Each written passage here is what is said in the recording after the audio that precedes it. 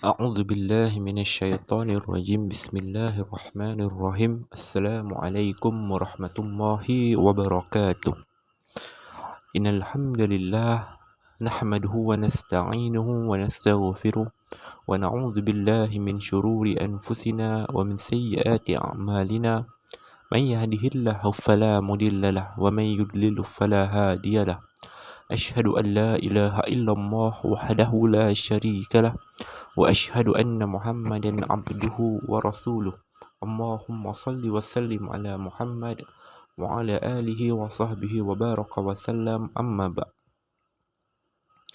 Alhamdulillah summa alhamdulillah, kita panjatkan setinggi-tinggi rasa kesyukuran kehadap Allah Subhanahu wa taala kerana Allah bagi izin kepada kita untuk meneruskan lagi sesi pembelajaran kita pada hari ini. InsyaAllah hari ini kita akan teruskan lagi pembelajaran kita dalam tajuk yang seterusnya, iaitu dalam pelajaran yang ke-20, muka surat 113, yang bertajuk istinja suatu tuntutan. Okay, bagi yang ada buku teks, boleh buka buku teks, kita tengok sama-sama insyaAllah.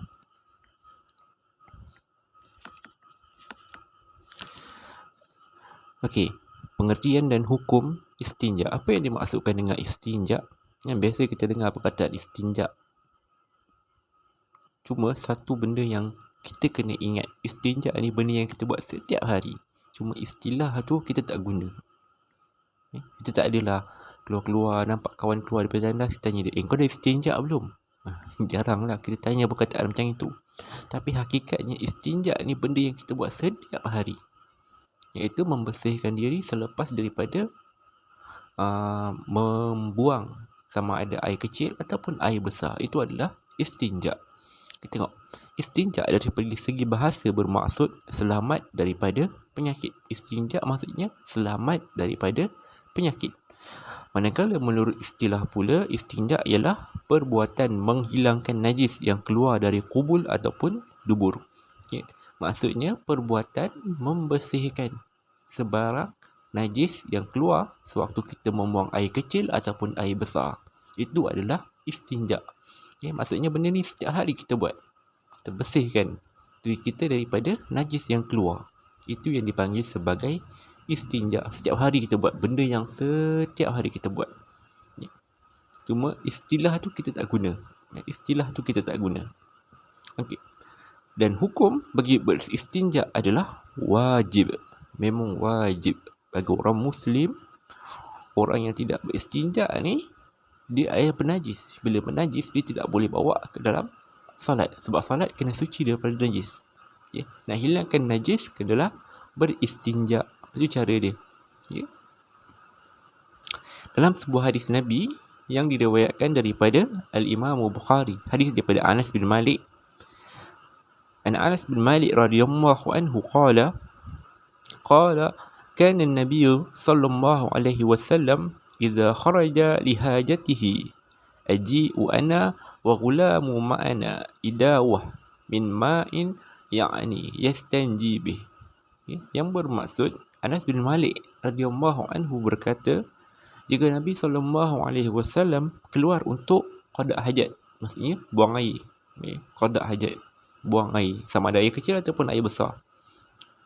Tapi kebiasaannya bila zaman Arab dahulu, bila mana diorang keluar rumah, maksudnya diorang nak buang air besar sebab diorang tak ada tandas dalam rumah. Diorang akan pergi ke tengah-tengah padang pasir untuk qada hajat. Beza dengan zaman sekarang lah. Diorang ada tandas kat rumah, tapi sekadar untuk ambil wudu, buang air kecil. Tapi kalau biasaannya untuk qada hajat ataupun buang air besar, diorang akan keluar. Diorang akan keluar rumah. Maka aku dan budak suruhanku akan membawa bekas berisi air agar baginda dapat beristinja dengannya. Maka Anas ni dia khadam Nabi ataupun orang yang sentiasa berada dengan Nabi sebagai pembantu Nabi.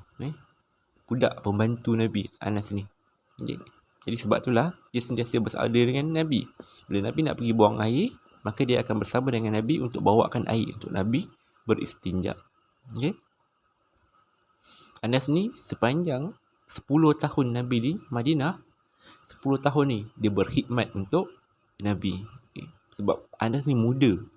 Bila Nabi sampai ke Madinah, umur dia lebih kurang dalam 10 tahun lebih kurang. Mak dia Ummu Sulaim menghantar dia ke rumah Nabi untuk jadikan Anas ni sebagai khadam Nabi. Okay. Orang yang berkhidmat untuk Nabi. Jadi sepanjang umur Nabi di Madinah, Anas ni orang yang berkhidmat dengan Nabi. Jadi apa-apa berkaitan dengan hal-hal peribadi Nabi, Anas antara orang yang mengetahuinya. Okay. Itu sedikit hadis daripada Rasulullah yang berkenaan dengan istinja. Okay. Hadis ini menjelaskan bahawa istinja merupakan amalan yang wajib dilaksanakan. Sebab Nabi buat. Sebab Nabi buat, maka kita kena buat. Okay. Dalam sesiapa yang tidak berstinja dengan sengaja, hukumnya adalah berdosa. Kita buang air, kita malah nak berstinja, hukumnya adalah berdosa. Kerana dia dianggap berada dalam kekotoran, kenajisan. Malahan ibadat yang dilakukan seperti solat, tawaf dan lain-lain lagi tidak dianggap sebagai sah. Bermakna ibadat yang memerlukan wuduk. Ibadat yang memerlukan wuduk seperti solat dan juga tawaf, maka tidak sah jika mana seseorang itu tidak beristinja selepas membuang air. Jadi, firman Allah Subhanahu Wa Taala dalam surah At-Taubah, "Wallahu yuhibbul mutatahhirin." Yang mana maksudnya Allah itu suka dengan perkara-perkara ataupun orang-orang yang bersih. Yuhibbul mutatahhirin. Allah itu suka kepada orang yang bersih. Okay. Jadi ini sebagai salah satu dalil yang menyatakan istinja itu adalah kewajipan bagi setiap Muslim. Okey, seterusnya. Kita dah tahu istinja itu wajib. Okay? Kita dah tahu istinja itu wajib. Macam mana cara nak istinja? Ataupun kita nak istinja ni guna apa? Kita dah tahu istinja ni cara menyucikan diri selepas buang air ataupun qada hajat, sama ada air kecil ataupun air besar. Jadi macam mana nak menyucikan tu, ataupun apa alat yang kita boleh gunakan untuk menyucikan tu? Dalam hadis Anas tadi, Anas kata apa? Dibawakan air untuk Nabi. Okay. Cuma ada banyak lagi bahan yang boleh digunakan untuk bersuci. Cuma ini adalah contoh-contoh pada zaman dahulu. Okay. Kalau zaman sekarang, alat paling common yang kita guna adalah air. Air dan juga tisu. Okay. Dua benda ni. Air dengan tisu. Okay. Orang kalau beristinja, dia menggunakan air dengan tisu, maka istinja ni sah. Okay. Cuma dalam ni contoh-contoh yang dibawa ni adalah contoh-contoh pada zaman dahulu. Okay. Bagi negara seperti Malaysia yang mana kita ni banyak air. Jadi air ni tak ada masalah bagi kita. Istinja dengan air ni bukan satu problem yang besar bagi kita. Tapi kalau zaman Nabi, air tu benda yang sangat berharga. Okay. Air tu benda yang sangat berharga. Jadi, diorang gunakan alternatif lain untuk beristinja. Okey. Tengok. Air merupakan alat yang terbaik untuk beristinja kerana air dapat menghilangkan rupa, warna dan bau serta rasa najis. Selain itu, batu atau benda kesat juga boleh digunakan untuk beristinja. Jadi alat yang paling utama untuk beristinja ni apa dia? Air. Okay. Kita kat Malaysia ni, macam saya kata tadi, kat Malaysia ni tak ada masalah. Air kat Malaysia ni banyak. Air kat Malaysia ni banyak. Sebab tu kita ni, bab pembaziran air kita nombor 1. Okay. Tapi kalau kita pergi ke negara-negara Arab yang mana air diorang pun dijatuh, jadi air ni sangat berharga. Okay? Air ni sangat berharga. Diorang catur penggunaan air. Jadi kebanyakannya air diorang guna untuk minum dan untuk bersuci, sama ada mandi wajib ataupun berwuduk. Okay? Sebab itu ada ketumaan diorang. Jadi diorang beristinja dengan menggunakan bahan-bahan selain daripada air, kalau air tak cukup. Okey. Apa alat-alat yang kita boleh gunakan untuk beristinja? Yang pertama, air mutlak. Air mutlak, air yang bersih dan suci. Air kita ada 3 pembahasan. Air mutlak, air musyammas, air mutanajis. Okay? Jadi air mutlak, air yang suci.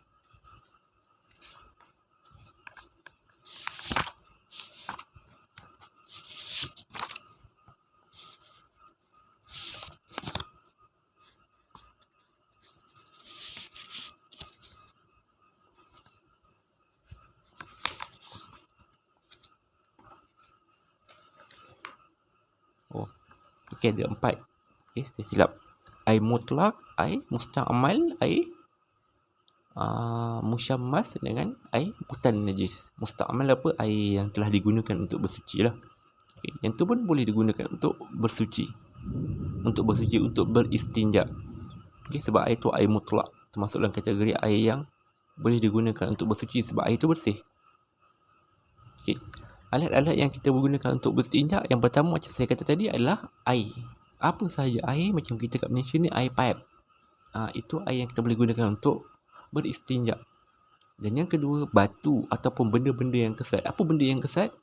Selain daripada batu, zaman sekarang orang tak bawa lah pergi tandas bawa batu banyak. Tapi zaman Nabi benda tu dibawa. Okay? Zaman Nabi kadang-kadang beristinja dengan menggunakan batu. Okay? Sebab batu ni benda yang kesat. Benda yang kesat dan benda tu kering. Antara lain dia seperti, kalau zaman sekarang ni adalah tisu. Itu paling common sekali lah. Jadi kalau kita pergi ke tandas, kita tak gunakan air, kita gunakan tisu sahaja. Okay? Untuk lap-lap, untuk bersih. Maka istinja kita adalah sah. Sebab tisu termasuk dalam kategori alat yang boleh digunakan untuk beristinja. Kalau dalam ni, dia bagi contoh-contoh lain seperti tisu, batu, kertas, kulit kayu, kain, daun, kering. Okay, banyak contoh benda-benda yang kering. Tapi saya kata tadi, benda ni jarang sangat orang guna. Okay? Cuma kadang-kadang dalam certain keadaan kita gunalah. Okay? Macam orang masuk dalam hutan, air tu lagi penting daripada dia. Dia gunakan batu ataupun daun-daun kering. Okay? Tak mustahil benda tu boleh berlaku dalam kehidupan kita. Cuma dalam perkara yang common, dua benda, air ataupun tisu. Itu benda yang biasa kita guna untuk istinja. Guna dua ni, salah satu daripada dua ni, maka adalah dibenarkan. Ingat, benda selain daripada air, benda tu mestilah kering dan kesat. Okay? Maksudnya tisu tu mesti tisu yang kering. Tisu basah tak boleh guna untuk istinja. Okay? Tisu basah tak boleh guna untuk istinja. Yeah? Biasa kita tengok ibu-ibu, kalau dia bersihkan baby, dia pakai tisu basah. Okay? Hakikatnya tak dibenarkan guna tisu basah tu sebab ia bukan benda yang kering. Jadi macam mana nak buat? Lap dahulu dengan tisu yang kering. Okay? Lepas tu barulah kita guna tisu basah tu. Sebab orang biasa tisu basah ni orang nak macam alirkan air lah. Macam nak melembabkan lagi. Okay? Tapi hakikatnya kena guna benda yang kering juga dalam masa yang sama. Okay? Sebab selain daripada air, benda tu mestilah benda yang kesat. Okey. Itu alat yang dibenarkan untuk beristinja. Dan ada juga benda-benda yang walaupun dia kesat, tapi dia diharamkan daripada kita guna untuk beristinja. Antaranya apa? Kertas atau bahan yang tertulis ayat Al-Quran atau hadis, nama-nama Allah dan Rasul. Okey, mana-mana kertas yang ada ayat-ayat suci Al-Quran ataupun ayat-ayat yang mengandungi kebesaran Islam, maka tidak dibenarkan walaupun ianya kertas. Yang kedua, benda yang dihormati seperti makanan dan tulang. Okay? Kita tak boleh beristinja dengan menggunakan makanan. Walaupun kita nampak roti, dan roti keras, roti Perancis tu, ini roti ni kering, kesat, tambah pula dia serap air. Tak boleh. Sebab apa? Dia adalah makanan. Itu benda yang dihormati. Orang tak guna makanan untuk istinja. Okay. Yang ketiga, benda yang berbahaya seperti kaca dan buluh. Ini benda-benda yang berbahaya. Walaupun dia kesat, yang kaca tu walaupun kesat, kita tak gunakan dia untuk beristinja. Sebab dia benda yang berbahaya. Boleh mendatangkan mudarat pada kita.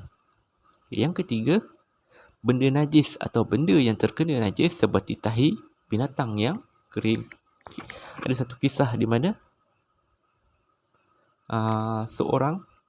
bukan seorang Nabi, dia nak pergi beristinja.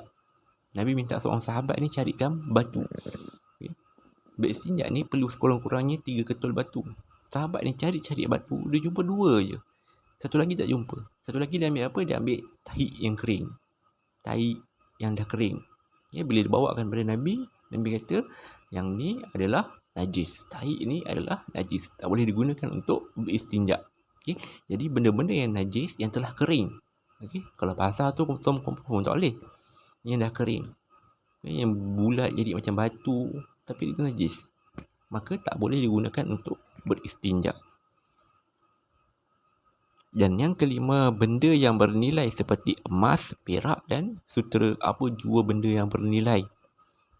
Termasuklah hari ini duit kertas. Tak boleh digunakan untuk beristinja. Sebab ada orang kalau terlebih kaya, tisu tandas pun buat daripada duit. Itu problem dia. Orang gila lah tu namanya. Jadi itu bahan-bahan yang haram kita gunakan untuk beristinja.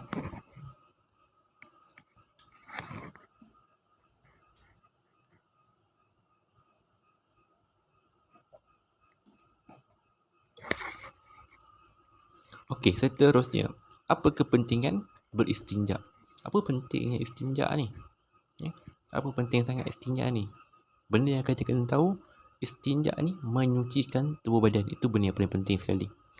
Okey. Antara kepentingan lain istinja ni, antara yang paling penting sekali, yang mana Nabi bagi tahu daripada sebuah hadis daripada Ibnu Abbas. Kita tengok sama-sama. An Ibnu Abbas radhiyallahu anhu qala marra Rasulullah sallallahu alaihi wasallam ala qabraini faqala amma innahuma la yu'azzabani wa ma yu'azzabani fi qabir amma ahadahuma fakana yamshi bin namimah wa amma al-akhar fakana la yastatiru min bauli. Okey, hadis muttafaqun alaih, yang mana maksud dia Ibnu Abbas radhiyallahu anhu berkata bahawa Rasulullah sallallahu alaihi wasallam bersabda, yang mana Rasulullah pernah melalui 2 kubur, lalu baginda bersabda. Rasulullah melalui 2 kubur, kemudian Rasulullah bersabda, sesungguhnya kedua-dua orang dalam kubur ini sedang diseksa, dan mereka bukanlah diseksa kerana dosa besar. Seorang daripada mereka diseksa kerana selalu mengadu domba, manakala yang seorang lagi tidak bersih daripada kencingnya. Maksudnya tidak beristinja dengan sempurna. Okay. Nabi ceritakan macam mana Nabi lalu di 2 kubur. Nabi tahu orang dalam kubur tu sedang diseksa oleh Allah. Sedangkan orang yang dalam kubur tu Nabi kata bukan buat dosa besar. Diorang hanyalah yang seorang tu suka adu domba. Yang seorang lagi tidak beristinja dengan betul, tidak membasuh kencingnya dengan betul. Itu bahayanya tidak beristinja dengan sempurna. Nabi bagi amaran tidak beristinja dengan sempurna boleh mendapat azab dalam kubur. Okay? Kita orang Islam kita percaya azab kubur kan. Jadi Nabi bagi amaran tentang orang yang tidak beristinja dengan sempurna.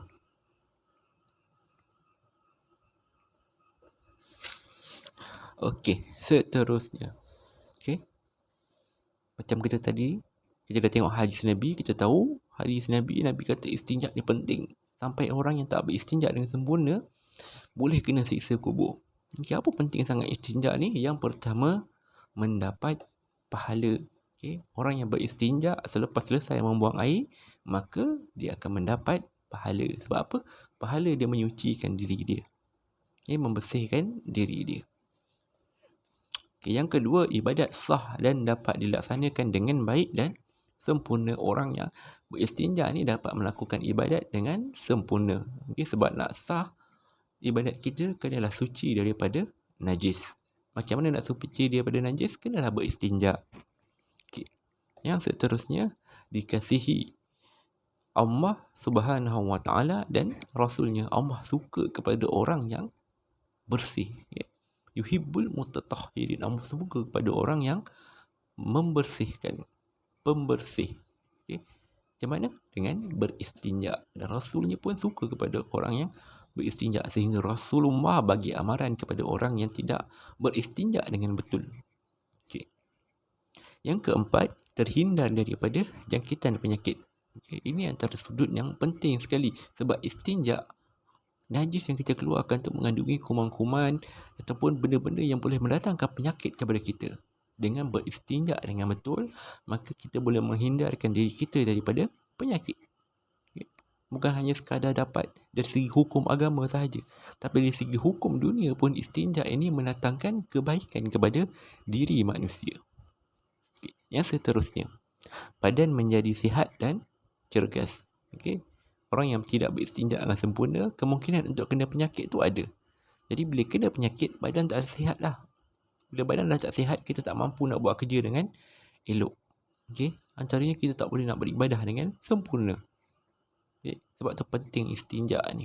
Walaupun kita nampak macam benda yang lekeh, benda yang kecil je. Tapi penting hakikatnya. Dan last sekali, memberikan keselesaan kepada diri dan orang lain. Orang yang tak beristinja dengan sempurna ataupun tak beristinja langsung, memang tak selesa diri dia. Okay? Dia akan terasa macam ada menanggung najis. Dia bau najis, dia dapat rasa ada najis pada diri dia. Hakikat sebenarnya. Okay? Mungkin dia macam buat tak tahu, tapi hakikat sebenarnya ada. Okay? Jadi dia akan memberikan ketidakselesaan kepada diri sendiri dan juga orang sekeliling dia. Okey, tengok sebelah tu, kunci ilmu. Terdapat beberapa syarat beristinja dengan benda kesat, antaranya alat mesti suci, bersih dan kering. Okay? Benda yang kesat kita nak gunakan untuk beristinja mestilah suci, bersih dan kering. Okay? Tisu tu mesti tisu yang bersih, tisu yang kering, tisu tu tak ada najis. Yang kedua, najis pada kubul ataupun dubur belum kering. Okay, najis yang ada pada kubul dan dubur tu belum kering. Maksudnya kita bukan lawan kering dengan kering, kering dengan basah. Okay. Yang ketiga, najis tidak meleleh ke tempat lain seperti peha ataupun betis. Okay. Najis berada di tempat keluar dia sahaja. Dan yang terakhir, tiada najis lain yang melekat di tempat keluar najis. Tak ada najis yang melekat kat tempat keluar najis tu, sama ada kubul ataupun dubur. Okay, itu antara kaedah kita nak bersuci dengan menggunakan benda yang kesat seperti tisu. Okay, mudah kata, gunalah tisu yang bersih, kering dan suci. Okay. Bagaimana cara-cara nak beristinja? Sebenarnya tak perlu diajar cara-cara nak beristinja ni. Sebab kita buat setiap hari. Dan kita tahu macam mana cara nak beristinja ni. Cuma istilah tu kita tak guna. Cuma kat sini dia ajarkan antara cara-cara beristinja yang sempurna. Okey. Cara beristinja yang paling afdal. Maksud paling afdal apa? Paling sempurna. Macam mana? Bersihkan tempat keluar najis dengan 3 biji batu atau sebiji batu yang mempunyai 3 permukaan, kemudian basuh dengan air mutlak sehingga diyakini bersih. Okey. Macam pelik, sebab apa nak kena guna batu baru dapat yang afdal? Tak. Okay. Itu perbandingan zaman dahulu. Kalau kita guna zaman sekarang, dalam zaman sekarang macam mana? Kita gunakan tisu terlebih dahulu untuk kita bersihkan kawasan keluar najis. Gunakan tisu terlebih dahulu. Lepas settle guna tisu, apa kita buat? Kita alirkan air pula di kawasan keluar najis. Maka itu cara yang paling afdal sekali. Guna tisu, keringkan dahulu, bersihkan dahulu, kemudian lalukan dengan air yang bersih. Itu cara yang paling afdal. Okey. Yang kedua, cara beristinja adalah dengan menggunakan air sahaja, iaitu dengan basuh tempat keluar najis dengan air mutlak sehingga yakin bersih. Okey, yakin bersih. Tak perlulah melampau-lampau. Kita yakin bersih, kan? Kita tahu memang bersih dah. Okey, khalas, cukup. Okey. Yang penting jangan membazir air. Itu menggunakan air. Yang ketiga, menggunakan batu atau benda kesat. Okay, sebab tadi alat beristinja ada 2 je. Air mutlak ataupun batu ataupun benda-benda yang kesat. Okay, sekarang ni yang last sekali menggunakan batu ataupun benda yang kesat dengan bersihkan tempat keluar najis dengan 3 biji batu atau sebiji batu yang ada 3 permukaan yang berlainan. Okay? Atau benda-benda kesat sehingga diyakini bersih. Maksudnya kena bersihkan sehingga kita make sure benda tu bersih. Kalau guna tisu, pastikan sehingga bersih. Dan gunalah lebih sedikit tisu untuk membersihkan sewaktu istinja sehingga kita yakin istinja kita sempurna. Kita yakin tempat keluar najis telah bersih. Okay? Itu 3 kaedah macam mana kita nak beristinja. Okay, yang paling afdal apa? Guna tisu dahulu, kemudian baru guna air. Yang kedua guna air sahaja. Yang ketiga guna tisu sahaja ataupun benda kesat sahaja. Okay. Dapat contoh zaman sekarang ni tisu lah. Itu paling common sekali. Orang tak guna batu masuk bilik air ni. Cuma contoh dalam ni ada contoh macam mana keadaan zaman Rasulullah dahulu. Okey, itu cara untuk kita istinja dengan menggunakan alat-alat istinja. Okey, last sekali adab qada hajat. Adab ketika kita membuang air, sama ada air kecil ataupun air besar. Okey, yang pertama. Panjang dia punya qada hajat dia. Yang pertama, tidak membawa maksud ke tandas sesuatu yang dimuliakan seperti ayat Al-Quran atau nama Allah. Kita tak bawa masuk benda yang mulia seperti Al-Quran ataupun buku-buku yang mengandungi ayat-ayat Al-Quran. Okey. Tapi kalau smartphone yang mana? Smartphone boleh bawa tak? Sebab dalam smartphone ada aplikasi Al-Quran. Boleh bawa tak? Boleh, tak ada masalah. Sebab itu adalah asalnya bukan Al-Quran. Asalnya itu adalah phone, telefon sahaja. Dia bukan Al-Quran. Cuma di dalamnya ada aplikasi Al-Quran. Janganlah sampai masuk tandas kita buka aplikasi Al-Quran. Itu yang tak boleh. Okey. Sama juga macam dalam otak kita ni, kita dah hafal surah Fatihah. Tiba-tiba nak masuk tandas, kita keluarkan otak, letak kat luar. Sebab apa? Dalam otak kita ada surah Al-Fatihah. Tak boleh bawa masuk. Boleh yang itu? Tak boleh kan? Tetap Al-Fatihah tu ada otak kita. Tapi tetap kita boleh masuk ke tandas. Cuma dalam tandas, janganlah baca surah Fatihah. Janganlah baca ayat Quran. Itu maksud dia. Itu yang dimaksudkan dengan tidak membawa masuk ke dalam tandas perkara-perkara yang suci. Benda-benda yang suci seperti ayat-ayat Al-Quran ataupun hadis-hadis Nabi. Okey, yang kedua, membaca doa sebelum masuk ke tandas iaitu Allahumma inni a'udzubika minal khubsi wal haba'is. Okay, yang maksud, ya Allah, sesungguhnya aku memohon perlindunganmu daripada gangguan syaitan, jantan dan syaitan betina. Okay. Sebelum masuk tandas, doa terlebih dahulu. Cuma, janganlah kamu berdiri depan tandas, kamu angkat tangan untuk berdoa. Bukan. Itu bukan cara dia. Okay. Nak masuk tandas, doa tak perlu angkat tangan pun. Tak perlu duduk depan tandas, angkat tangan untuk berdoa. Sebelum nak masuk tandas tu kita baca Allahumma inni a'udzubika minal khubsi wal khaba'is. Dah, itu masuk. Ya, bukannya kita tak ada tangan kat depan tandas tu. Orang tengok nanti pun pelik, orang tak guna. Yang penting baca doa sebelum masuk tandas, bukan dah masuk ataupun semasa masuk, sebelum masuk. Itu yang kedua. Yang ketiga, memakai selipar dan penutup kepala. Pakai selipar dan tutup kepala. Habis kat rumah kami masuk tandas tak pakai selipar pun. Boleh tak? Boleh, tak ada masalah. Sebab ini adalah adab sahaja. Okey, adab sahaja. Okey, yang keempat, melangkah masuk ke dalam tandas dengan kaki kiri. Okey. Nabi bila buat benda-benda sesuatu, Nabi akan mulakan dengan yang kanan. Tapi apabila melibatkan perkara-perkara yang tidak elok ataupun benda yang berkaitan dengan najis, Nabi akan mulakan dengan kiri. Nabi akan beristinja dengan tangan kiri. Nabi akan masuk ke dalam tandas dengan kaki kiri. Maka masuk ke dalam tandas dengan kaki kiri. Itu adalah sunnah Nabi. Okay. Yang kelima, menjaga aurat hingga sampai ke tempat membuang air. Mencangkung dan berhati-hati dengan percikan najis. Jaga aurat. Jangan sebelum nak masuk tandas lagi kita dah angkat siap-siap. Okay. Jaga aurat kita. Bila dah masuk dalam tandas, barulah kita buka apa yang patut. Okay. Yang keenam, tidak menghadap kiblat bagi tempat yang tidak berdinding. Okay. Bagi tempat yang tak berdinding, jangan menghadap ke arah kiblat. Okay. Kalau ada tandas rumah kita, tak jadi masalah lah sekarang. Sebab tandas semua bertutup. Tak jadi masalah. Okay. Cuma itu adalah adab. Kalau boleh, nak buat tandas tu, jangan bagi tandas tu hala ke arah kiblat. Okey, yang ketujuh, tidak melakukan perkara yang dilarang ketika membuang air seperti bercakap semasa buang air. Okey, ada member sebelah tengah buang air, kita borak sama-sama. Tak boleh. Ataupun kita bawa masuk phone dalam, tiba-tiba ada orang call. Kita angkat call sekali.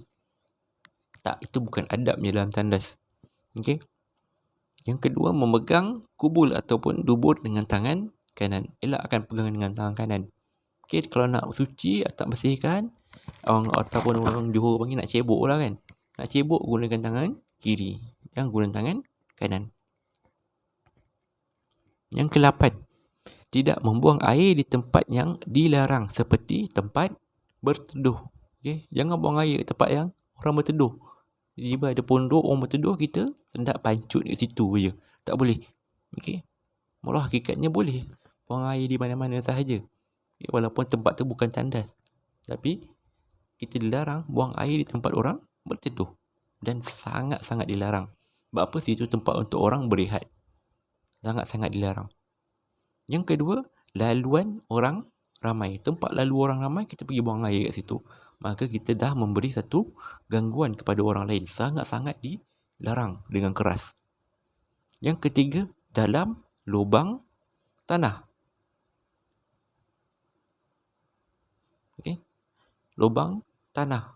Dan lubang, tempat lubang, kita buang air kat situ. Okey. Melainkan kita korek sendiri. Itu tak ada masalah. Okey. Kalau zaman dahulu lah, zaman sekarang ni tak ada masalah lah sebab kita ada tandas. Okay. Yang keempat, dalam air tenang seperti tasik ataupun kolam renang. Okay. Maksudnya apa? Tempat yang air tak mengalir. Okay. Dalam kolam renang, tiba-tiba kita buang air dalam tu. Air tu tak mengalir. Maka air tu akan berada di dalam kolam tu lah. Okay. Jangan. Ya? Orang kita banyak dalam sungai, tiba-tiba tahu nampak buih penuh. Baru lepas buang air. Tapi kalau sungai sebab tempat dia air mengalir. Tapi tak beradab lah. Tak beradab. Jangan buat macam itu. Yang kesembilan, beristinja sekurang-kurangnya sekali dan sunat ditambah menjadi 2 kali atau 3 kali. Paling kurang istinja ni bersihkan ni sekali. Okay.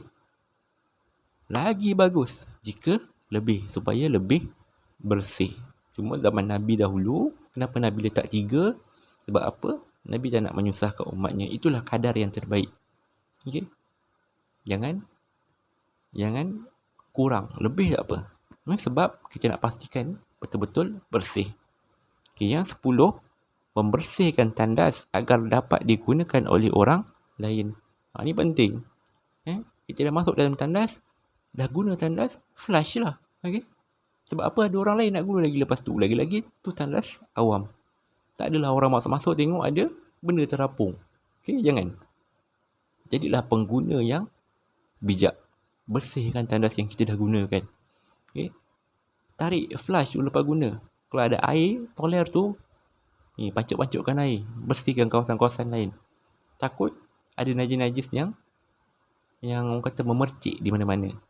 Okay. Tapi kalau tak bersihkan pun tak ada masalah. Sebab kita tak tahu. Tapi kalau kita nampak air najis tu memang ada percik ke arah satu tempat tu, kita kena bersihkan dengan air. Lalukan dengan air. Okay. Jadi kena bersihkan tandas. Paling kurang zaman sekarang, tarik flush. Itu paling penting sekali. Supaya tak ada benda yang terapung. Okay. Yang ke-11, melangkah keluar dengan kaki kanan dan membaca doa Ghufranakal hamdulillahilladzi adhaba anni al-adha wa afani. Dengan mengharapkan keampunanmu, segala puji bagi Allah yang telah menghilangkan penyakit daripada badan dan menyihatkanku. Okey, keluar daripada tandas dengan kaki kanan dan berdoalah pada Allah. Okey, sebab Allah dah memberikan peluang untuk kita qada hajat. Qada hajat ni kalau Allah tak bagi peluang, Allahu Akbar. Nampak benda tu macam benda yang jijik. Tapi kalau Allah tak izinkan untuk kita qada hajat, itu satu penyiksaan bagi manusia. Okay? Sebab dalam qada hajat ni kita dapat hilangkan penyakit daripada tubuh badan kita. Okay? Benda yang nampak macam jijik, tapi itu satu nikmat sebenarnya yang Allah berikan kepada hamba dia. Cuma kita je tak sedar. Sebab apa? Kita rasa benda tu jijik. Okay? Benda yang kotor. Tapi hakikatnya, itu adalah nikmat yang Allah berikan kepada kita. Yang mana kalau Allah tarik nikmat tu, Allahu Akbar, kita tak tahulah macam mana keadaan diri kita. Wallahu a'lam. Itu sahajalah untuk pembelajaran kita pada hari ini. Okey. Jika ada sebarang persoalan, boleh tanyakan kepada saya secara personal.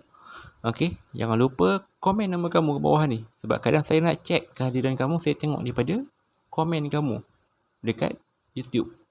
Berapa ramai yang tengok, saya tak boleh tengok sangat. Saya tengok pada yang komen nama. Okey, komen nama dengan kelas kamu sekali. Okay. Okay, aku liqauli hadza wa astaghfirullahal azim li wa lakum. Wassalamualaikum warahmatullahi wabarakatuh.